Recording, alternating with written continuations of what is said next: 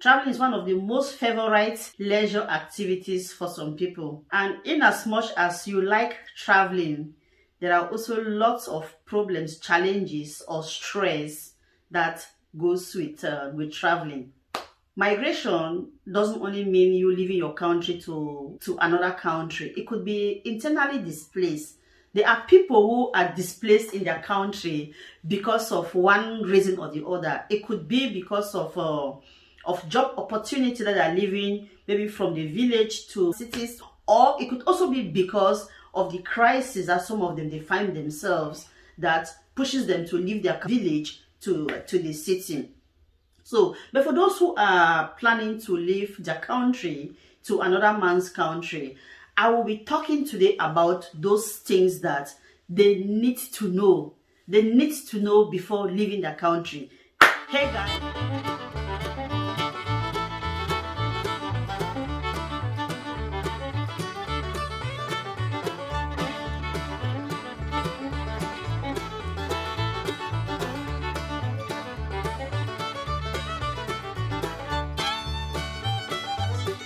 Guys, welcome back to my YouTube channel FORMIGREF, Friends of Migrants and Refugees. I am Mado, a social and immigration worker based in Germany.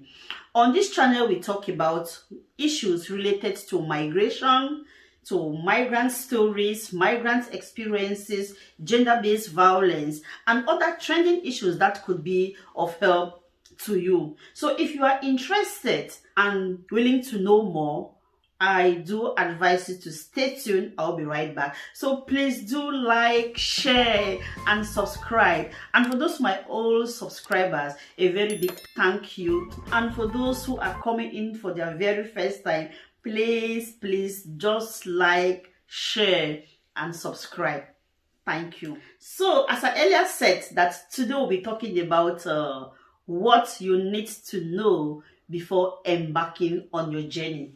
There are things you need to know before leaving your country to another man's country. The very first thing I would like to talk about is you having a passport. If you want to travel out of Africa to Europe or any other country out of your country, I think the most important thing for you to have at the back of your mind is to acquire a passport. So you need to go to the immigration officer in your country where they issue passports and get a passport for yourself.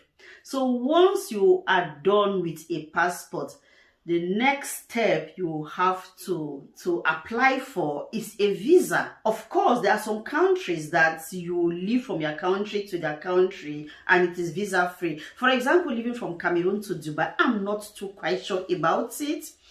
Maybe going to Dubai, you don't need a visa. You need a passport. If you are leaving Cameroon to Germany, where I am based, or any other country, you need to acquire a visa to go to that country. So you have to apply early enough for you to acquire one. Once that is done, you have to have your health insurance.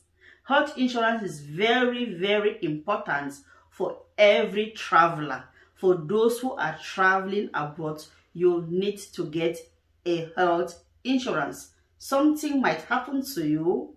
You are living in a hotel or you are traveling in a bus or something happens to you and people want to run you to the hospital. The very first thing they want to know is if you have your health insurance. So having your health insurance is very important. You are secure. Your medical bills will be taken care of without any problem. Now that you have your health insurance, everything is in place, you have now to start booking for your flights. Book your flights in advance. The earlier you book for your flights, you might also be lucky to get some very good, cheap flights. Now you have your flights, you are almost halfway done to embark on your journey. One thing I will have to advise you is, now you need to make findings about the country you want to visit. You need to know about their weather condition. How is the weather? We have in Europe, for example, we have 4 seasons. Not like in Africa that we have 2 seasons. Here we have 4 seasons. We have winter, we have summer, we have spring, and we have autumn. But if you're coming in one of those seasons, it might still be summer, I'll advise you to come with something still warm, especially if you're coming for your very first time. I advise you to come with some few pullovers in your bag. But for those who are not too very used to traveling or having pullovers or wearing pullovers during hot weather, now you need to make sure you have enough of light stuffs in your bag. You have to have maybe light trousers, t-shirts, skirts, even your African bubu that you can wear during summer. That's going to be all right. Now, one other aspect I really want us to talk about also is culture. You are traveling to Germany. Germany is a country with lots of other cultures that you don't have, culture that you don't have in your country. So you are now going to meet people from Africa to Cameroon, or from Cameroon to Germany, whereas there they speak English and French. But you are coming to Germany, a country that speaks just German. And the Germans, they are so conservative. They are this kind of people that they really like their language. And even if they understand English or French, they always say that when you ask them, do you speak English? They just say a little bit. But they speak and they understand. But because they don't want to, they compel you to speak their language. Because they are so conservative, because they really like when strangers speak their language. So that is the reason why they are not even so much interested in speaking other people's language. But it's not that they don't know. There are people who travel a lot. They also speak those other languages when they go on holidays. So it's not like they don't know those other languages, or not like they can't speak it. They can speak, they understand, but they don't just want to, because they want you to get yourself acquainted to their own language or with them. And you speaking their language, I think, is also a very big plus to you. It is kind of a win-win for both parties, you understand? Because you make new friends. Yes. You easily get integrated. You can even find a job easily. You get the picture? So that is exactly what we are talking about. But if you are if you're coming as a stranger, no, for example, you're coming as a visitor or as a tourist, as I earlier said, living in a hotel will not be a problem for you. But those who are coming as students, those who are coming as visitors, they have their family members, they have their friends, they have their relatives that can accommodate them. And there are some that are coming as asylum seekers.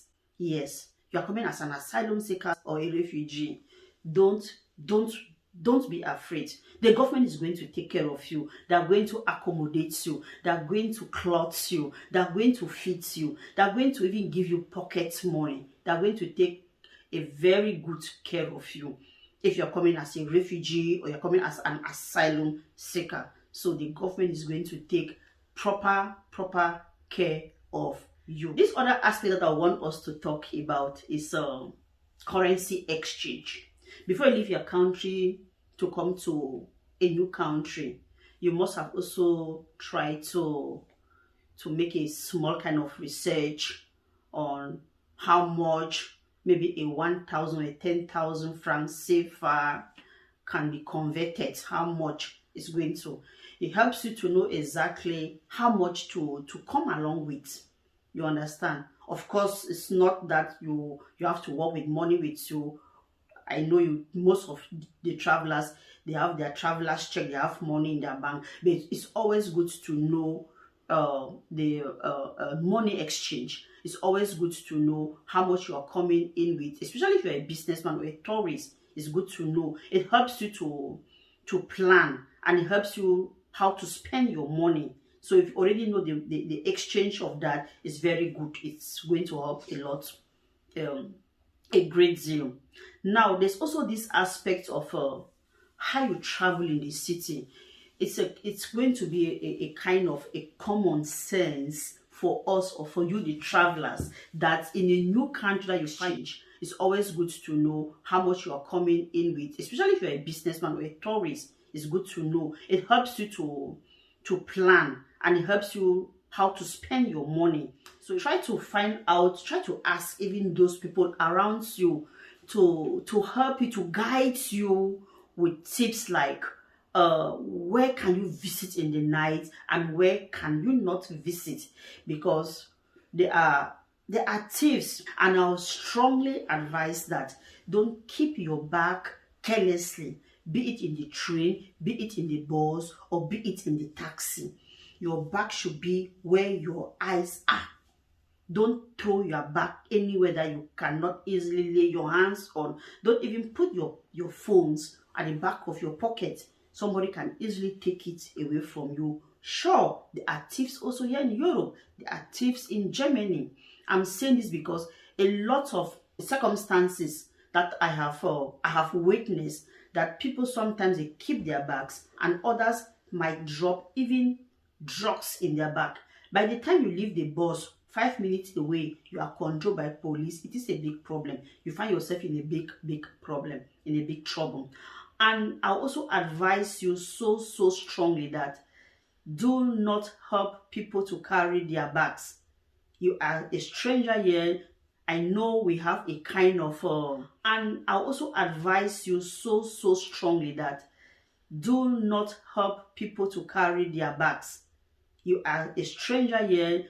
I know we have a kind of solidarity back in Africa, that you see an old woman or an elderly person, you like to help the person, that can I help you with your bag to carry, because you have a good heart to do that. But I'll advise you not to do that. Sometimes you might help somebody to carry the bag, not knowing that you are putting yourself in trouble.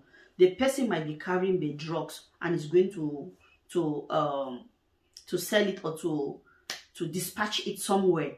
Now you helping that person with that bag, you are now in a big problem, because if you are controlled by police, that man will tell them that he does not even know you. The person will just go his or her way, and you'll be left alone to sort yourself out.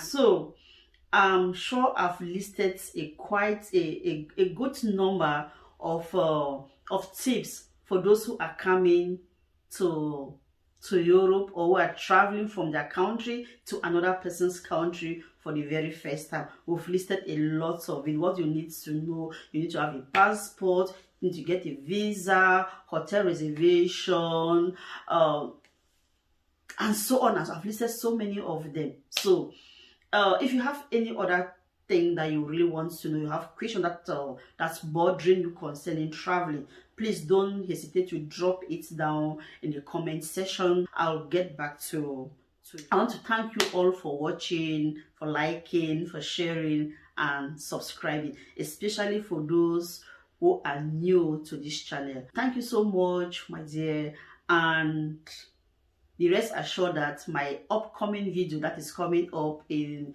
a few days time, we are going to talk about difficulties that refugees or migrants they face on their way when traveling to their host country, especially those who are taking the illegal border crossings, especially them. So we're going to talk about it, because I've come in contact with so many people who have come to us in the office, even seeking for help and stuff like that. So I will be having a handful of them to come here to share their stories and experiences. I'm bringing this so that it's going to help you who wants to travel using Cameroon to Nigeria, Algeria, Niger, Morocco, and all those other countries there. There is a lot of challenges and difficulties on the way.